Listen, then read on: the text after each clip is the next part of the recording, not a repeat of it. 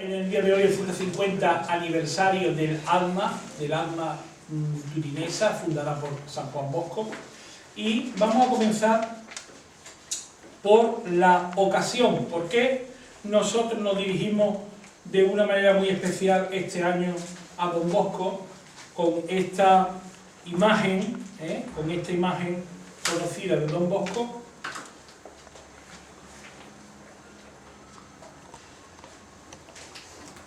Eso.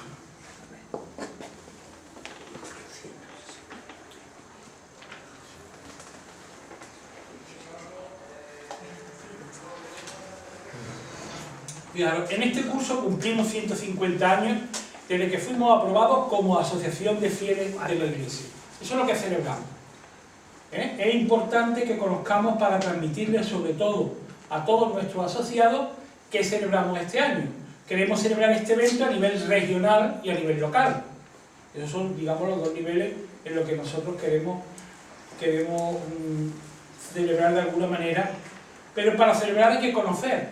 Es decir, ¿qué significa estos 150? Lo estamos diciendo en nuestras programaciones, pero es muy interesante que ustedes sepan, que nosotros sepamos aquello que estamos celebrando. Entonces, eso es lo que vamos a desarrollar. Me he servido para eso con una fuente, la memoria biográfica,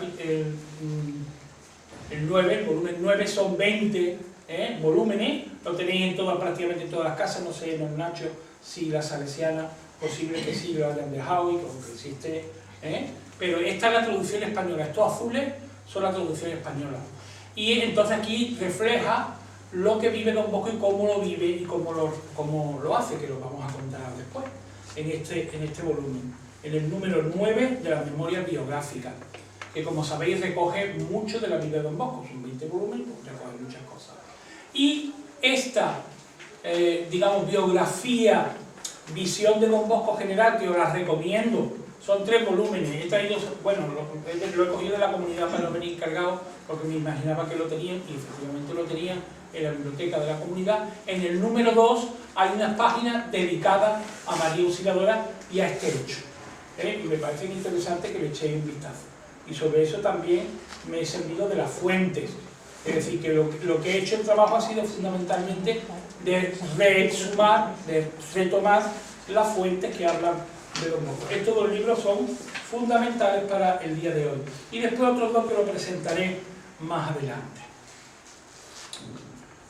Vamos a continuar, después de la ocasión, viendo el esquema. Y a mí me interesa mucho que, además del esquema, porque dice, el esquema nos puede organizar, sí, nos organiza, pero con una lógica. Y eso es lo que me interesa que saquéis, sobre todo hoy. A lo mejor daremos muchos datos, pero más que datos, que los podéis encontrar aquí o allá, es el esquema, es decir, cómo nace la devoción de María Auxiliadora en Don Bosco. ¿Por qué María Auxiliadora? Y después la asociación de María Auxiliadora. ¿Qué sentido tiene en la vida de Don Bosco y en la misión pastoral de Don Bosco decir, María Auxiliadora, el título, este es el que a mí me parece que es el importante para la misión que yo quiero desarrollar con los jóvenes? Atender a las clases populares, la devoción a María Auxiliadora, a la Virgen, y con el título de Auxiliadora. ¿Por qué el título de Auxiliadora? Pues haremos un camino para verlo, aunque nosotros, ya digo, muchos de los datos los conocemos ya. Y después decir, ¿por qué una asociación? ¿Qué sentido tiene? Entonces he ido recogiendo estos 3 elementos que a mí me parecen fundamentales. Primero, el título de Auxiliadora a través de la historia. Para quitarle un poco el mito, ahora está muy de moda decir, es necesario borrar lo que sabemos para reconstruir lo que tenemos y verdaderamente es cierto. Eso, por ejemplo, de Don Bosco es el primero que habla de María Auxiliadora. Don Bosco, desde niño, desde los 9 años, pues piensa en María Auxiliadora. Todo eso sabéis que no es cierto. Don Bosco no llega. El cálculo que yo he hecho es, si dividimos la edad de Don Bosco murió en 1888. El tema fecha es muy interesante para ver la evolución. Y nace en 1815. 1888, luego Don Bosco tiene 72 años cuando muere. Bueno, pues en los primeros 50 años María Auxiliadora no aparece. Sí, de la vida de Don Bosco, los 2 tercios, de los 3 tercios, lo que podemos, vamos a imaginar, 72 años, 75, 25, 25 y 25, pues en los primeros 50 años María Auxiliadora no aparece en la vida de Don Bosco. Entonces tenemos que ser realistas. No, es que Don Bosco cuando niño María Auxiliadora, tenemos que tener cuidado, digo históricamente y verdaderamente, porque Don Bosco no puede hablar de María Auxiliadora hasta que tiene 50 años. Hasta 1862 no aparece prácticamente. Ahora veremos algunos detallitos en los que aparece María Auxiliadora. Y después, en los últimos 25 años, Don Bosco se vuelca en María Auxiliadora. Basílica, asociación, hijas de María Auxiliadora, todo por María Auxiliadora. En María Auxiliadora los 25 últimos años. Y eso es lo que nos ha hecho después la herencia de la familia salesiana, es decir, María Auxiliadora es virgen de Don Bosco. Y lo que yo estoy diciendo, que no aparece la vida de Don Bosco en los primeros 50 años, no le quita nada, ningún brillo a lo que nosotros solemos decir y a la idea que nosotros tenemos siempre, que María Auxiliadora es la virgen de Don Bosco. Cuando sepáis, por ejemplo, nos han dicho antes, una María Auxiliadora en una familia, una niña que lleva el nombre de María Auxiliadora, o una calle de María Auxiliadora, o algo de María Auxiliadora, una presentadora de televisión, que hay varias, María Auxiliadora dice, ah, algo de Don Bosco hay por ahí. ¿Por qué? Porque María Auxiliadora es Don Bosco. Igual que Carmen es de los carmelitas, pero no lo decimos porque es muy popular, es tan popular que Carmen, bueno, no se puede llamar María Carmen, no tiene que venir con los carmelitas. Cuando hay una María Auxiliadora en alguna, decimos, esto huele a antiguo alumno, a devoción a María Auxiliadora. A alguien de su familia, o su padre, o su madre, su abuela, algún contacto con los salesianos o con las salesianas. ¿Por qué? Porque huele a Don Bosco, huele a María Auxiliadora y huele a lo nuestro. Entonces, el título de María Auxiliadora a través de la historia, también para no apropiarnos de lo que no es nuestro, sino lo que es patrimonio de toda la Iglesia, como es la Virgen, aquí la tenemos presente, nuestra iconografía, nuestra María Auxiliadora la veremos como ese título recorre la historia, como la sangre recorre las venas de un cuerpo humano, así recorre María Auxiliadora por toda la historia de nosotros los católicos, los cristianos. Después me parece muy interesante recordar, porque muchas veces lo sabemos, como este título de María Auxiliadora, como he dicho antes, llega a Don Bosco. ¿Por qué Don Bosco se hace devoto de María Auxiliadora? ¿Por qué Don Bosco convierte a María Auxiliadora, digamos, en la patrona de su obra, en la adalid, después del Señor, la convierte en esa segunda columna donde la nave de la Iglesia se agarra, Auxilium Christianorum? Qué bonita es la imagen de las 2 columnas. Además, vosotros, si alguno bichea en la red, veréis que ese tema, como es tan sugerente, sale en muchas páginas de internet, y muchas otras espiritualidades que no son solo las salesianas se hacen a ese sueño de Don Bosco, porque es muy sugerente, ¿no? El Santísimo Jesucristo y María, la Virgen, Auxilium Christianorum, y el Santísimo Sacramento. Los dos grandes fundamentos donde se agarra esa fundación de la Iglesia, esa fe de la Iglesia. Y lo último, la fundación, no por eso es menos importante, los 3 elementos, la fundación de Asma, que es lo que nos interesa a nosotros. Es decir, después de ver el título de María Auxiliadora a través de la historia de la Iglesia, cómo llega Don Bosco.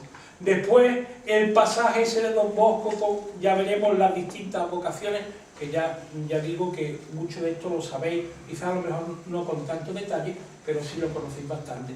Y la fundación de la Asociación de María Auxiliadora. ¿De acuerdo?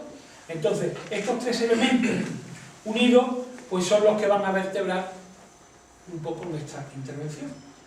Y comenzamos con ella. María Auxiliadora en la historia de la Iglesia. ¿Vale? Vais siguiendo, ¿no? Con el papelito, vais siguiendo perfectamente, ¿no? Hemos terminado esa, digamos, introducción y vamos al título de la Auxiliadora en la Iglesia, en la historia de la Iglesia. La historia de la Iglesia como institución, me estoy refiriendo ahora como pueblo de Dios, tiene unos 2000 años. La muerte de Jesús, 33 años, más o menos, 33 de Jesucristo. Sabéis que hay una diferencia de años porque el monje que hizo en el siglo IX, Dionisio el Exiguo, se llama Dionisio el Piccolo, el Exiguo, porque el bajito, pues hizo el cálculo, pues se equivocaría, según los historiadores, en 3-4 años, es decir, que Jesucristo, entre comillas, nacería el 4 a.C., el 4 a.C., no se sabe exactamente, como muchas de las personas no saben ni el día en que nacieron, de las antiguas me refiero, no de las actuales, de las antiguas, porque esa exactitud que nosotros tenemos hoy día no es propia de la antigüedad. Es decir, ese cuando nació, bueno, este nació en la primavera, estaba reinando fulanito, o era de gobernador tal, entonces no hay tanta precisión. Para que os hagáis una idea, en Europa fue donde se comenzó el registro, el anágrafe, ¿no? Lo llamamos. El registro, cuando tú naces, o un niño vosotros habéis tenido niño o nieto, pues se registra en el registro, ¿no? ¿Qué se llama? Pues eso, para que os hagáis una idea, digo para situaros históricamente. Eso no nace en España hasta 1840, 50. Y bueno, y vuestros tatarabuelos.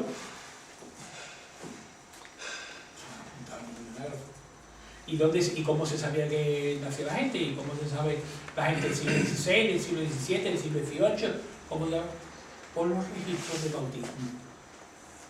El Concilio de Trento, 1565, termina, 1565, impone a las parroquias el tema de los libros canónicos, el de bautizo, el de matrimonio, confesión para la pastoría, ¿no? La confirmación, los libros principales, son 5 libros, que tienen que tener todas las parroquias, y ahí es donde se van registrando, ¿no?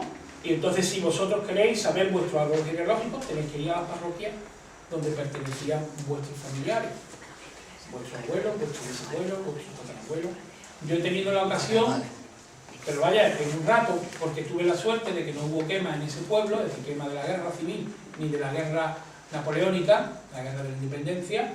Entonces llegué hasta 1599 en un rato, porque mis familiares eran todos de Montilla, un pueblo de Córdoba, de la campiña cordobesa, estaban bautizados, yo lo sabía, en Santiago, en la iglesia de Santiago. Entonces yo, que conozco los libros, eso como van, pues iba sacando el bautizo, iba sacando el matrimonio, iba sacando la defunción, y entonces hice el árbol genealógico hasta 1599, es decir, 30 años después del Concilio de Trento.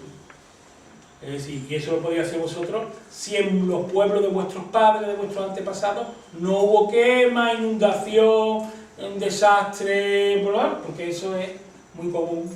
Yo que voy por ahí por los archivos, en Valencia, que es donde más conozco los archivos, en la región valenciana, pues, es que eso es de la Pantaná, ellos dicen la Pantaná, es una riada. La Pantaná de tal año se llevó los libros y ahí no hay nada. No, hubo quema en la guerra civil española, pues nada. ¿No? Yo una parte de mi familia, en un pueblo quemaron el archivo notarial, el archivo parroquial, el archivo... Nada, no sé nada, no puedo. ¿No? Yo no soy nadie importante. En mi familia eran, por eso, agricultores, gente del campo, lo único el registro de la parroquia. Entonces, estos santos padres, fijaros, vamos a empezar desde el inicio del siglo hasta el siglo XIX, para llegarnos a Don Bosco. Hablamos del siglo, de los primeros siglos. Estos santos padres, en la historia de la Iglesia, se dividen en padres apostólicos, que son esos que están muy cerquita de los apóstoles y de Jesús, del siglo I, del siglo II, y después hasta el siglo VII, el último San Juan de Damasceno en el oriente y San Isidoro de Sevilla aquí en el sur, en la parte este del Imperio Romano, que se dividió en dos partes, se dividió en la parte oriental y la parte occidental. La parte oriental, San Juan Damasceno de Damasco, ahora lo veremos, y aquí San Isidoro de Sevilla, estamos hablando del siglo VII de Jesucristo. Esos se llaman los padres apologéticos. ¿Apologéticos qué? Apología significa la defensa de, ha salido en la oración de consagración, y ahora veremos la importancia que tiene en el título de auxiliadora. De estos santos padres, pues podemos contar de una manera especial a Juan Crisóstomo. Crisos significa oro, estómagos, estomatología, el dentista vamos a entender a nosotros. el que se encarga, pues entonces es Crisóstomo, significa el boquita de oro, que por eso es el patrón de los predicadores. Tiene una expresión que a nosotros nos va a servir mucho, que está en griego, pero se traduce la espiritualidad de ese tiempo, de esos tiempos primeros. María Boécea Cristiano. María, ayuda de los cristianos, auxilio de los cristianos. Y ya aparece en estos primeros siglos de nuestra era. Aquí tenéis también un monje, San Sabas, que también usa esta expresión, la que trae el auxilio al pueblo de Dios, a los cristianos, refiriéndose a María. Y aquí tenemos al último de los santos padres del Oriente, San Juan Damasceno, esa ciudad que está ahora tan de moda, desgraciadamente, Siria, ¿no? Damasco, pues hay una cristiandad donde el sitio donde llamaban cristianos, de los primeros sitios, de las primeras comunidades cristianas, María como auxilio de los cristianos. Entonces la encontramos ya en los santos padres, como título, digamos, como perteneciente a la espiritualidad cristiana, y miran a María como auxiliadora del reino cristiano. Pero no será hasta este evento, la batalla de Lepanto, 1571, os describo esta época un poquito, los musulmanes, sobre todo con el Imperio Otomano, están empujando la cristiandad, los países cristianos de Europa, y quieren dominar el Mediterráneo. ¿Quién es la potencia en 1571 de Europa y del mundo? ¿Quién es?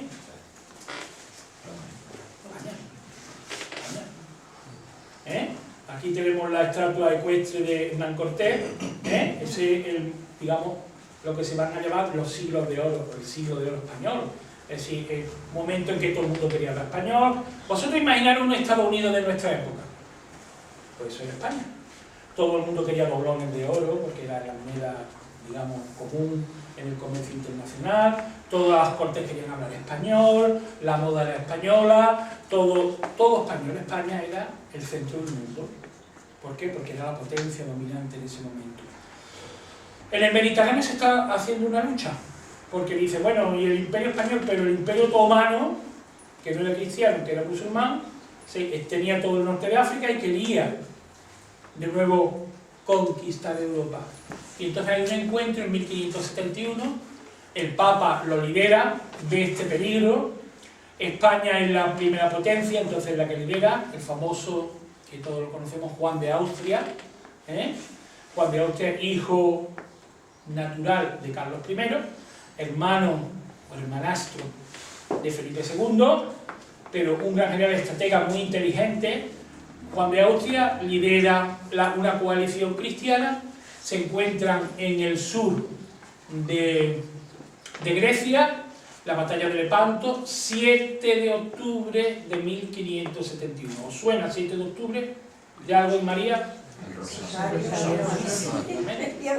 Efectivamente, el Rosario. Entonces, fijaros, en ese día cuenta la leyenda que el mismo Papa salió de la oración diciendo, hemos ganado, hemos podido, digamos, ponerle freno al dominio turco. Y ahí aparece una devoción que estaba comenzando.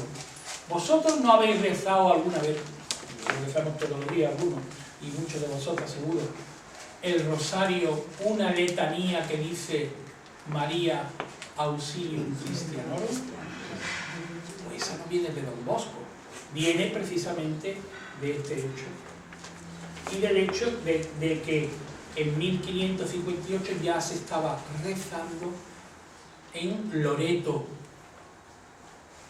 Se dicen los misterios lauretanos, el rosario lauretano, las letanías lauretanas. ¿Por qué? Por Loreto.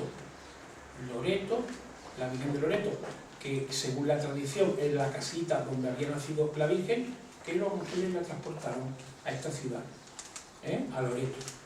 Por eso la Virgen de Loreto y tal. Pues ya aparece Auxilium Christianorum. Fijaros qué interesante. Y este día, pues el Papa le dio un bombo y a partir de entonces la Virgen del Rosario. Se empezó llamando la Virgen de las Victorias y pronto se cambió al Rosario precisamente por esta devoción, porque los marineros, Juan de Austria puso de rodillas a los marineros, se ofrecieron a la Virgen, le ofrecieron la batalla y también le ofrecieron después la victoria. Entonces, muy importante ese momento, porque también para la historia, los historiadores, porque vosotros podéis decir, bueno, el diálogo con los musulmanes, sí, pero hay que contextualizar las cosas. No es lo mismo el siglo XVI, una parejita, que el siglo XXI, no es lo mismo. Es decir, digo una pareja porque es algo más cercano a nosotros. Aquí tenéis un cuadro donde representa, ¿no?, a la Virgen, pues donando la victoria a los cristianos. Es muy importante. Ya tenemos dos elementos. Primero, los santos padres, es decir, que decimos que aquello de María Auxiliadora no aparece con Don Bosco, sino que tiene una tradición de siglos en la historia. Segundo, que van apareciendo algunos elementos. Ya tenemos uno, el del Rosario, María Auxilio Cristiano. Vamos por unos segundos. El sitio de Viena, curiosamente también con los turcos. Llegan un momento, bueno, ha sido el sultán Selim II, ahora tenemos a otro sultán que intenta de alguna manera llegar a Europa por su corazón. El Papa Inocencio XI llama también a la defensa de Viena, 1683. Esa zona había sido castigada de alguna manera por esa guerra, por esa lucha de religión, por los protestantes del norte y por los turcos del este. Y entonces se va a desarrollar una devoción a María Hilf. Yo no sé un poco más inglés, no tanto alemán, pero María Hilf es María Auxiliadora. Entonces tenéis aquí una de las primeras imágenes que tenemos de María Auxiliadora. Porque esta María Hilf, María Auxiliadora. ¡Ay, pero es que no es como la mía! Como la que yo tengo. Claro, porque la tradición, primero alemana del centro de Europa, y después ya es un título que tiene 300 años antes que Don Bosco. Es decir, María Auxiliadora. Y esta iglesia, los que hayáis tenido la suerte o podáis ir a Viena, es en una de las calles principales de Viena, que se llama María Hilf, la encontráis. Y aquí está dedicada a María Auxiliadora. Pero como veis bien por el estilo, una iglesia barroca que ya habla de nuestra Madre María Auxiliadora. Y no tiene que ver nada con eso. Y aparece otro elemento.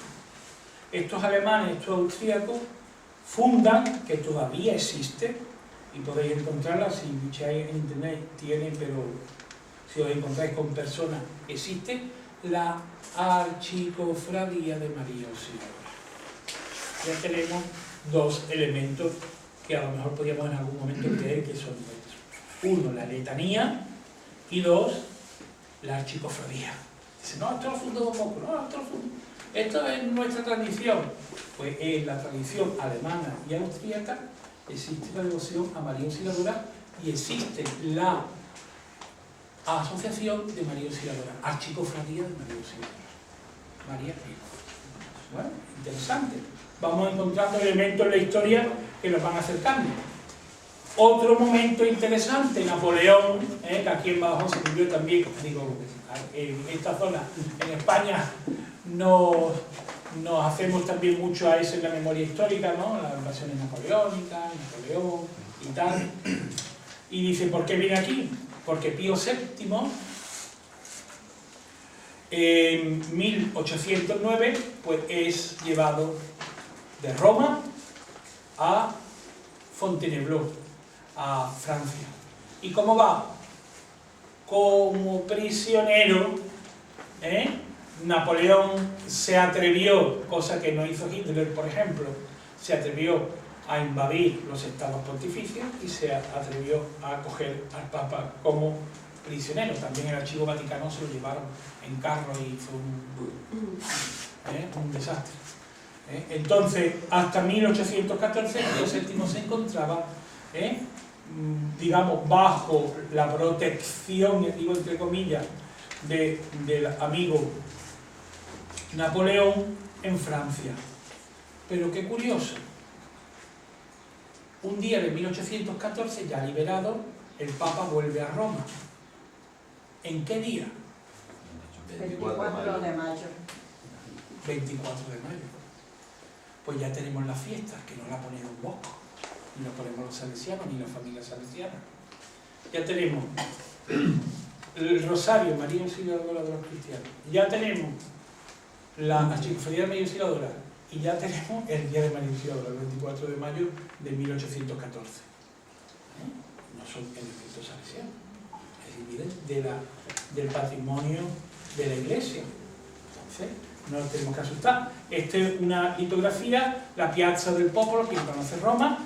Está llegando el Papa Pío VII, la gente emocionadísima y agradecidísima de que la hayan liberado, y es el 24 de mayo.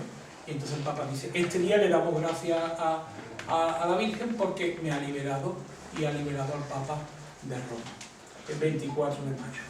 Bueno, pues, fijaros que vamos viendo elementos, que nosotros podíamos creer en algún momento que tenían que ver algo con nosotros, pero pertenece a la misma tradición de la Iglesia. Y el último elemento, que quizás sea el más desconocido por nosotros, es uno ocurrido en una ciudad italiana, de la Umbria, es decir, de la parte central, que se llamaba Spoleto, que se llama Spoleto, que existe, 80.000 habitantes, una ciudad chiquita, medianita, y ¿qué pasa en Spoleto? Pues hay unas apariciones de la Virgen. Estamos hablando de 1862, para que os situéis. Italia no era un país entonces, sino era una serie de principados y ducados independientes. Y uno de los más importantes eran los estados pontificios, que era la parte central de lo que nosotros imaginamos, ahora lo vamos a ver, de la península itálica. Bueno, pues aquí se van a dar, ¿veis? Esto es Italia actualmente, que lo reconocemos perfectamente, el mapa italiano. Pues Italia, no penséis que como España, que ahora está... No hagamos propaganda. Entonces, Italia estaba dividida en partes, en regiones, pero regiones no entendidas como regiones como lo entendemos hoy, que es un país que está dividido en regiones, sino como en una serie de principados, ducados, reinos, cada uno por su cuenta, tenían unas cosas comunes, pero cada uno bien su cuenta. Por ejemplo, el reino de las dos Sicilias, el reino de Piamonte, Sardo-Piamonte, de Cerdeña. Sardo significa Cerdeña, Sardo-Piamonte, que era el que pertenecía a Don Bosco. Don Bosco nació piamontés, con el pasaporte piamontés, y murió con el pasaporte italiano, porque se hizo un país nuevo. 1870, el 19 de septiembre, la Porta Pia los Salieri entran en Roma y conquistan Roma. Bueno, pues en esta parte de los estados pontificios, que era esto que estoy señalando, pues en la ciudad de Spoleto se dieron una serie de apariciones, y curiosamente a un niño de unos 5 años, un tal, se llamaba Enrico Gionchi,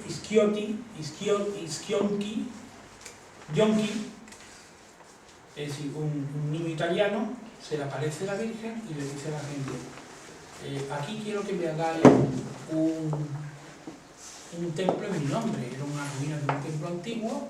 Dice, aquí quiero que me hagáis una iglesia en mi nombre, y tú sigas siendo bueno y haciendo el bien, y mira a los demás que también hagan el bien, y el tema de la concesión. Pues este niño, lo que este niño le dijo a la Virgen, el obispo se lo tomó en serio, y hicieron esta iglesia, una iglesia dedicada a la Virgen de Spoleto. Pero esta Virgen de Spoleto, aquí tenéis la visión interna, que es precioso, el templo. Aquí al fondo está la Virgen, pero curiosamente, estamos hablando de 1862, quedaros con la fecha. Fijaros lo que pone aquí arriba. Auxilium Cristiano.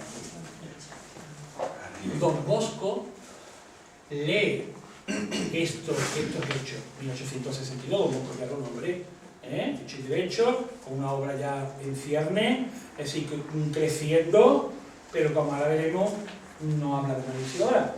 Dice, María Auxiliadora. Pues 7 días después, habla en Unas buenas noches sobre eso, porque lo lee en un periódico que él suele leer, un periódico que trae noticias católicas, y como sabe, en Spoleto ha habido unas apariciones y tal, y el obispo dice, pues hace Unas buenas noches sobre ese tema, pero lo más curioso es que 7 días después tiene el sueño de las 2 columnas, y en la columna de la Virgen, ¿qué es lo que pone? Auxilio cristiano.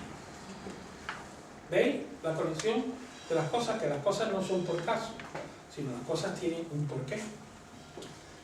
Entonces Don Bosco conoce ya y dice, este es el título que yo estaba buscando. Esto es lo que a mis niños y a mi obra le voy a hacer. Y le voy a demostrar y le voy a proponer. María, auxiliadora de la cristiandad. Y entonces el gran amor. ¿Veis el camino que hemos hecho de la historia de la Iglesia? ¿Veis cómo los elementos van apareciendo? Pues vamos a ver a Don Bosco. Los títulos que para Don Bosco fueron importantes. Don Bosco nació, para que os hagáis una idea, el 16 de agosto, ya no el 15, cuando algunas veces no hemos escuchado el 15 y tal, ha habido, ya está comprobado, 16 de agosto de 1815. En una casita que no es la casita que siempre hemos visto, sino otra que estaba un poquito más donde está el templo. Si os situáis un poco donde está el templo, había la cascina Bilione, la granja Bilione. Bilione era el señor Jacinto Bilione, era el dueño de esa finca. Su familia trabajaba ahí, su padre Francisco trabajaba ahí, y el niño nace ahí. Como con mamá Margarita, el segundo hijo de mamá Margarita. El primero se llamaba José Luis, el segundo Juan Melchor Bosco. Este Juan Melchor Bosco nace en esa casita, y esa casita está al lado de lo que nosotros siempre hemos llamado Iberqui, que es donde está la casita, que el mismo Don Bosco dice, esta es mi casa, pero no es su casa de nacimiento, sino donde, digamos, él se cría a partir de los 2 años, y dice, esta es mi casa, pero no es su casa de nacimiento. Es una finca que se llama la finca Caballo, un apellido, no es caballo del animal, sino un apellido.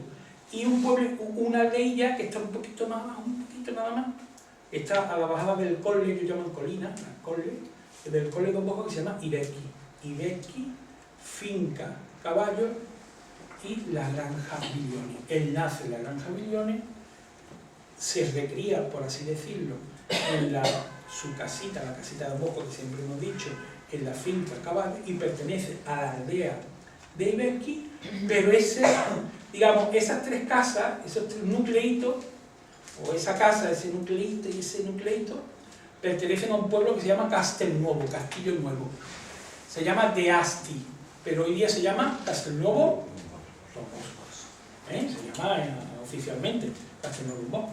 Bueno, por la patrona de Castelnuovo Don Bosco, al día siguiente de nacer, nació el 16 de agosto, el 17 de agosto fue bautizado, pues fue bautizado ante la Virgen a la que mamá Margarita le ofreció el niño, que fue a la Asunta, y entonces esa fue su devoción de niño, su patrona, es lógico, es la de su pueblo, es su patrona, aquella que le hace grande.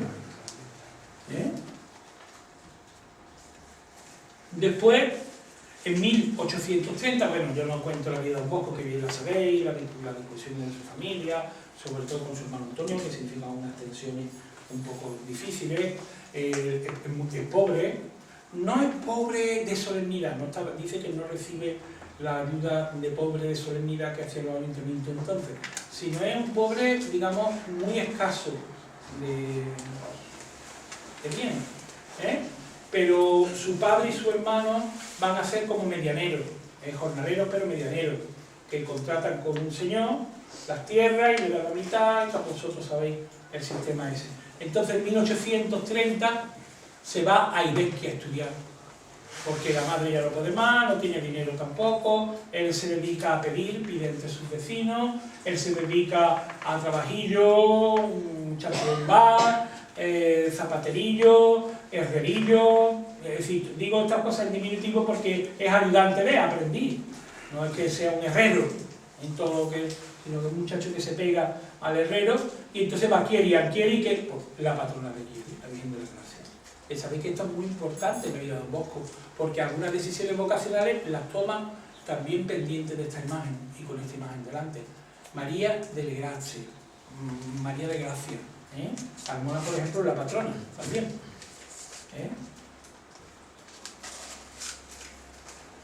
1841, ya se ordena sacerdote, va a Turín. Turín, ¿cuál es la patrona? La Consolata. Llevamos 3 patronas: María Asunta, la Madonna delle Grazie, la Virgen de Gracia, y la Señora de la Consolata, Consuelo, en español Consuelo, la Virgen del Consuelo.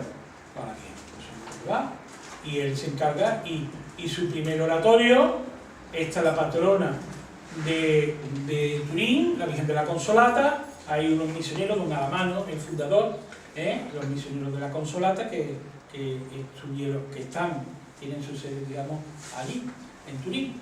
Bueno, pues si alguno de vosotros, que seguramente más de uno, ha ido a Valdosco, en la capilla Pinardi, la primera capilla de Don Bosco, está esta imagen. ¿Y esta imagen cuál es? Pues la imagen en estatua de la Virgen de la Consolata, que fue la primera que propuso Don Bosco a sus niños. La patrona, Don Bosco era un cura diocesano, la patrona de Turín, la Virgen de la Consolata. Esta no es la original ya, dicen que la original la tienen guardada. Esto es una copia. Esta es la capilla Pinardi, en Valdosco. Don Bosco continuó con esta, pero en 1854, Don Bosco, en 1815, tenía 39-40 años, fundó la iglesia, la Inmaculada Ineffabile Deus, el Papa Pío IX proclama la Inmaculada Concepción y dice, esta me puede valer, porque significa la lucha, esta muy bonita, de aquí de la Orotava, una estatua preciosa italiana, la Inmaculada, y aquí la veis en el contexto salesiano, Inmaculada, y nosotros salesianos habéis visto que decimos mucho Inmaculada, y la Inmaculada ha sido una de las grandes fiestas que hemos celebrado siempre, y donde Domingo Sabio, que digo que si Domingo Sabio no conocía a Don Bosco con el título de María Auxiliadora, luego nunca se puede decir, es que María Auxiliadora a Domingo Sabio. Cierro paréntesis. ¿Por qué? Porque no era la devoción. Que entonces, en ese momento la devoción del oratorio era la Inmaculada Concepción. Y María, por fin, dice, hombre, María Auxiliadora nos la está dejando, ¿no? María Auxiliadora llega a la vida de Don Bosco por medio de estas apariciones de Spoleto en 1812. Rápidamente Don Bosco, que está empeñado en el tema de Turín, de la Gran Basílica, 1862, 1868, que es cuando se inaugura la Basílica de María Auxiliadora, ya es el cuadro de Lorenzone, que ya lo hemos estudiado un montón de veces. La Virgen en medio dice, esta es la Auxiliadora, una matrona. Esta madre es la que yo quiero para mis niños. Aquí aparece la iglesia, no lo dejo para no alargarme demasiado. En las lecturas católicas, que sabéis que Don Bosco escribió muchísimo, pues escribía muchas cositas, ¿no? Entonces escribe la Auxiliadora, lo de Spoleto, el sueño de las 2 columnas, que lo conocemos, el Papa que cae al suelo, que intenta defenderse, que tal, y San Francisco de Paula. Aquí hay un altar dedicado a María Auxiliadora, y Don Bosco lo conoce, y aquí, pues, digamos que lo que centra la devoción de Don Bosco y donde parte mucho de la obra de Don Bosco y de la familia salesiana, María Auxiliadora, el cuadro de Lorenzo, el cuadro que hace referencia a nuestra devoción y a nuestra espiritualidad de María Auxiliadora. Interesante ¿no? Cómo va llegando hasta llegar a la devoción de María Auxiliadora, cómo llega Don Bosco, que yo no digo que eruditamente nos tenga que cambiar nada, no cambiar nada, pero sí nos sitúa para ser humildes también, que lo nuestro es una devoción que pertenece a las raíces mismas de la Iglesia. Y voy al tercer punto que nos trae aquí hoy, que es la fundación de la Asociación de María Auxiliadora. Bueno, Don Bosco, bueno, ya tenemos a María Auxiliadora, digamos. Bueno, y la asociación, lo estamos celebrando el 150 de la asociación, efectivamente. Tiene que ver con la basílica, porque fijaros, y ya empiezo a coger de aquí de las memorias biográficas. Dice, en 1864, Spoleto en 1862, quedaros con la cronología, 1864. Y dice, se comenzaba la obra de la basílica, y ya, abro comillas porque no es mío, dice, se hacían reiteradas peticiones para que fundara una piadosa asociación de devotos que, reunidos por el mismo espíritu de oración y de piedad, honraran a la Madre del Salvador, invocándola con el honroso título de María Auxilio de los Cristianos. Memoria biográfica, capítulo, tomo 9, página 546. Es decir, que ya la gente, los devotos le están pidiendo, Don Bosco, funde usted. Es decir, la voluntad del pueblo de Dios. No es Don Bosco el que, sino es la gente lo que le pide, es interesante. Es la gente la que le pide que diga, Don Bosco, funde usted algo que nos una a los que tenemos la devoción a María Auxiliadora. Estamos hablando del 64, comienzo de la basílica. Miráis lo que se recoge también en la memoria biográfica. Tras la consagración del santuario de María Auxiliadora, ella sí es María Auxiliadora, abro comillas porque también es de Don Bosco, se multiplicaron tales peticiones por todas partes y por personas de toda clase y condición. Otra cosa interesante, dice, no solo la gente lo que lo pide, sino la pide gente de todos los lugares, de muchos sitios y de todas las clases sociales. No solo pobre o rico, sino pobre y rico, es decir, de todas las clases sociales. Estamos hablando de 1868, nos vamos acercando a la fecha. 8 de febrero, esto está equivocado, 1869, si queréis lo corregimos. Segunda audiencia con el Papa Pío IX. Aquí quien hablaba con el Papa pues era, y Don Bosco estaba hablando con el Papa sobre la fundación de los salesianos, que es lo primero que funda. Dice, después de una larga, hablo comillas porque también pertenece a la fuente, después de una larga exposición sobre el estado de la pía sociedad, presentó al Padre Santo el vivo deseo de muchos fieles que se erigiera canónicamente una cofradía en la iglesia de María Auxiliadora. Le dijo que presentara los estatutos, el Papa, le dijo que presentara los estatutos al arzobispo de Turín, que es donde vivía Don Bosco, y solicitara la elección canónica. Y a continuación suplicaba al Padre Santo que enriqueciera aquella obra, la cofradía de María Auxiliadora, con algunas indulgencias, ¿no? Entre comillas, privilegios. El Papa asintió complacido. Amigos, nos vamos acercando. Y el 18 de abril de 1869, pues tenéis este decreto que lo tenéis ahí textual, lo podéis leer en vuestra asociación. La elección canónica con la aprobación de estatutos de alma por Monseñor Alejandro Riccardi el 18 de abril de 1869. Ya tenemos la asociación de María Auxiliadora. ¿Habéis visto el camino? La iglesia, Don Bosco, la iglesia ya en el tiempo de Don Bosco, el camino que hace para la fundación de la asociación a la que nosotros pertenecemos y a la cual estamos celebrando el 150 aniversario.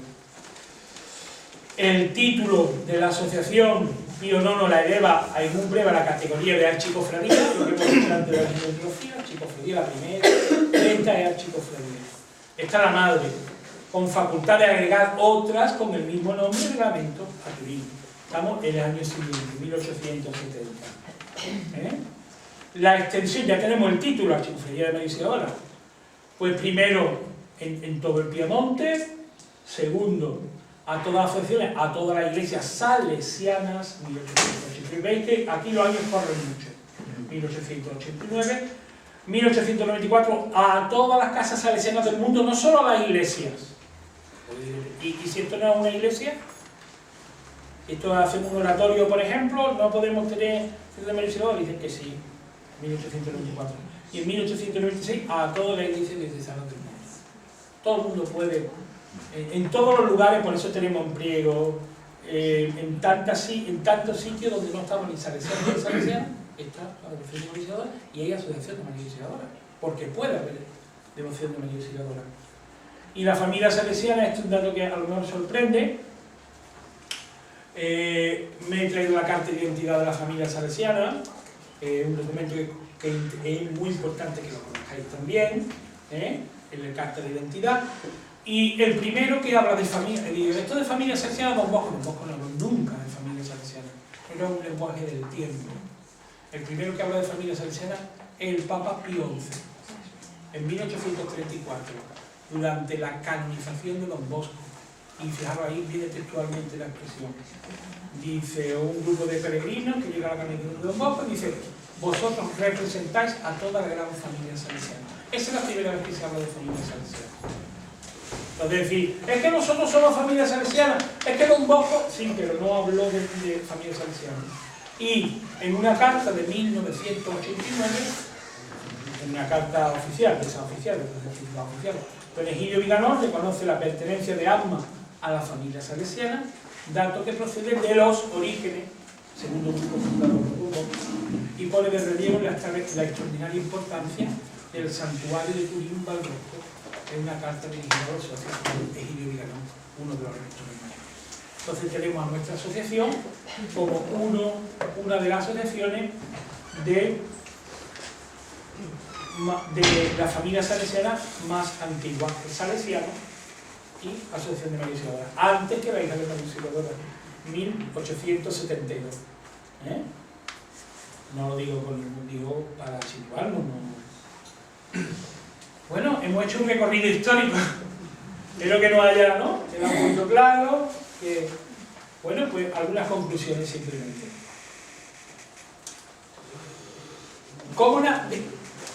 Si tuviéramos que decir nuestra asociación de dónde nace, pues nace del corazón pastoral de Don Bosco. ¿Por qué? Porque Don Bosco fue el que se dijo en el colegio. Don Bosco dijo esto es lo que yo quiero para mis niños, para mis clases populares, para mi gente, y esta devoción la tomo yo de la iglesia que venía, como hemos visto, de los santos padres, es decir, que pertenecía a la sangre, al ADN del ser cristiano, y ahora lo añade al ADN del ser salesiano, la devoción a María Auxiliadora, que no es patrimonio de la Asociación de María Auxiliadora, sino es patrimonio de toda la familia salesiana. Es patrimonio de toda la familia salesiana, de una manera especial, que si queréis podemos añadirle a la Asociación de María Auxiliadora, pero a toda la familia salesiana. Segundo, que a mí me parece muy importante que lo tengáis claro, sobre todo los seglares que me escucháis, que pertenece a una voluntad que ha querido la gente, que no es algo querido por Don Bosco como, vamos, porque la gente, hacemos una, no, sino que la gente le dice, Don Bosco, haga usted una cofradía, una chiconería, haga usted una asociación de todos los que tenemos devoción a María Auxiliadora, y se lo dice, ¿no? Entonces a mí me parece muy importante, es decir, que nace de la voluntad, vamos a decir, hablando con el lenguaje actual, de los seglares, de la gente devota.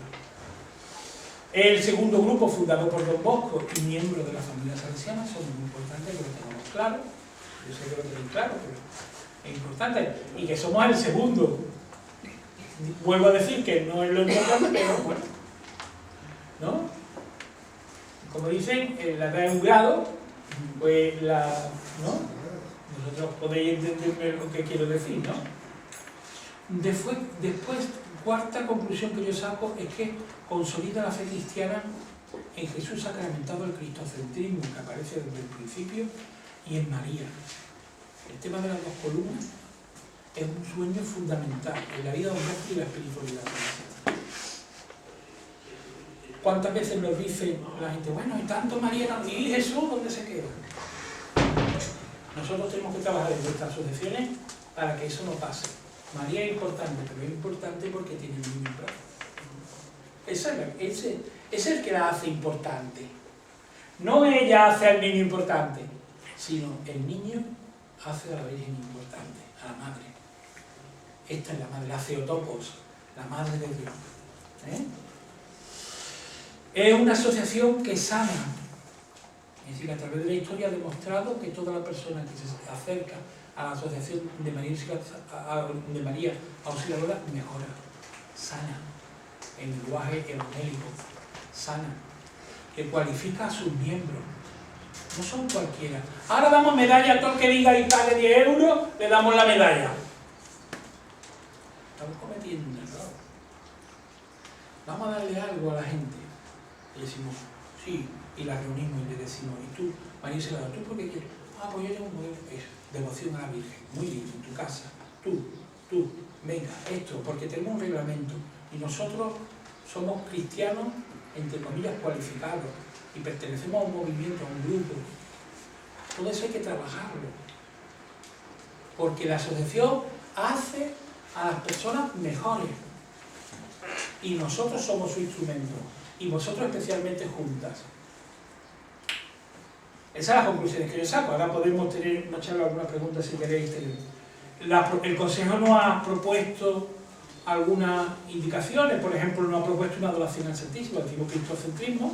Una adoración al Santísimo, ha puesto 3 fechas, pero en el fondo ha dicho, hagamos 3 momentos para darle gracias al Señor por la asociación. ¿Y cómo? 3 adoraciones al Santísimo.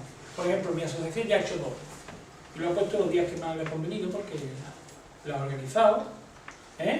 Y le damos gracias al Señor, le damos al niño por su madre y por la asociación de María Auxiliadora. Una peregrinación está organizada a Turín, Mornese. Mornese, sabéis que los lugares de Madre Mazzarelli, la cofundadora de la hija de María Auxiliadora, está en funcionamiento. Así que quien queremos, o los que queramos, podemos participar en esta asociación. Un hermanamiento con la chicofradía, que está también en camino y se está haciendo. Un hermanamiento con la chicofradía de Turín, con la madre, con nuestra madre, que en julio del 2019 está preparada.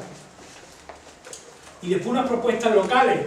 He traído, porque me lo recordó María José hace ya muchos años, con 2 salesianos que ya han fallecido los 2, pero también con un servidor, escribimos este librito. Un librito muy sencillo, pero que podéis hacerlo también vosotros. Y a mí se me ocurre que por regiones, y esto es una región, pues hagamos una cosita. ¿Qué hicimos nosotros? Detectamos todas las imágenes de María Auxiliadora en la diócesis de Tenerife, le hicimos fotos, nos enteramos quién llevaba la devoción a María Auxiliadora en ese sitio, y en 2001, creo que el libro es del 2001, llamado Azul y Rosa, la devoción de María Auxiliadora en la provincia de Santa Cruz de Tenerife. Escribimos este librito, que sobre todo tiene muchas fotos, y que muchas de ellas, con el pie de fotos bien hecho, son históricas. Muchos de ellos yo veo que ya han fallecido, pero han sido el origen de los núcleos de María Auxiliadora.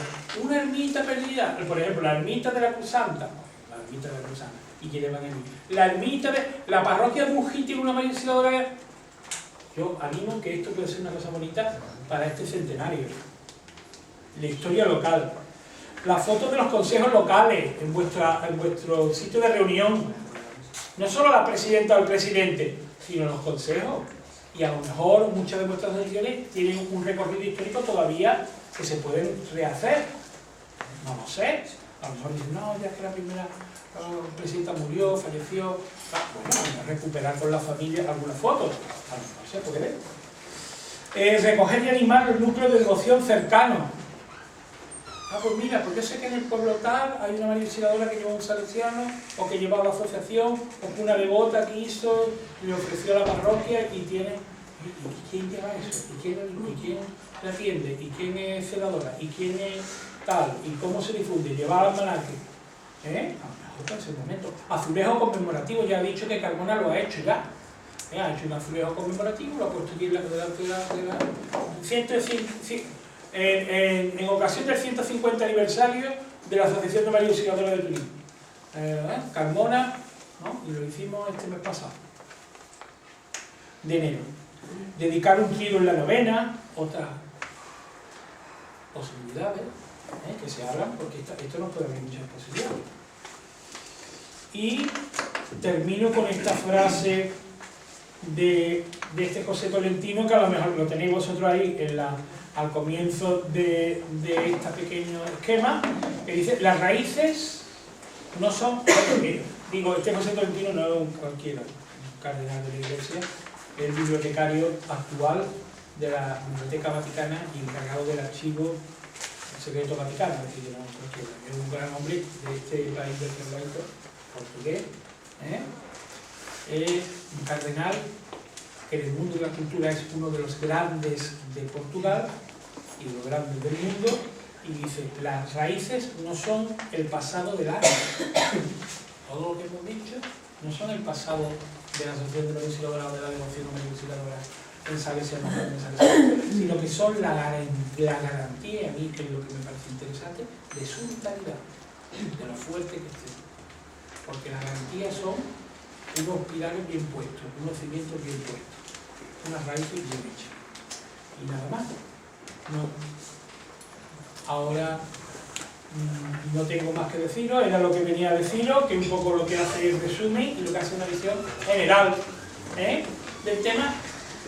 Y os doy las gracias por vuestra atención, aunque he sido un poco... Me he quedado aquí quieto, a mí no me gusta quedarme quieto, me he quedado quieto por el tema, y ahora podemos hacer.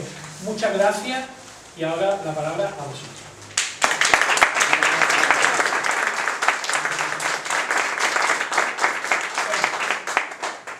Corte.